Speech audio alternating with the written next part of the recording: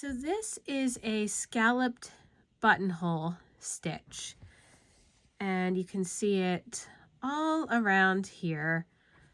I did different colors of it, and it's in little sections. So the way that you work this is you're first going to need sections of backstitch or straight stitches, whatever you prefer to stitch. So I just have several sections of backstitch, and I made these longer than I normally would a backstitch because I want them to have this decorative edge along here.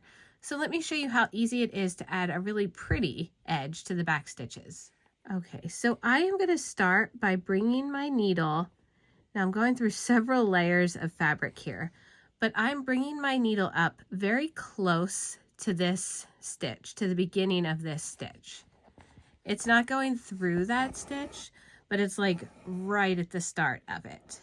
And I have a lot of thread because I'm going to be doing a lot of these, but you don't need to have that much thread. Okay, so now I'm taking my needle under this little stitch, my back stitch, and I'm just making sure that as I pull it through, I'm coming over the thread that I'm holding down here. And then I'm pulling through. I'm not going to pull super tight. I want it, and I can move it around once it's on this stitch too. So let me show you that again. So when you bring your needle up, I hold that thread straight down here, and then I know that my needle is going the right way. So then I'm just taking it under that little back stitch, pulling my thread through, making sure that I don't get any knots, which is easy to do when you use this much thread, and then just gently pulling it tight. I'm going to make a few more of these. And because this is a stitch that is being stitched onto the back stitch, you'll see that each stitch can be slightly moved around. So if you have any gaps, you can just push them closer together with your needle and adjust that. If I were to let go of this thread right now, the stitch would want to kind of flip up, and I'll show you that in a second. So if I were to let go of my thread, you can see that the stitch wants to move, and it kind of just wants to move towards the top.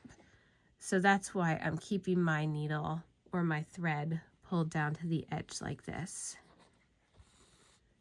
And then we will fix that when we come to the end of this row.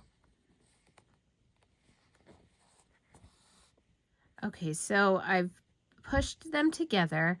I still have a tiny little piece of my gray stitch showing, and I think I'm actually going to end it there.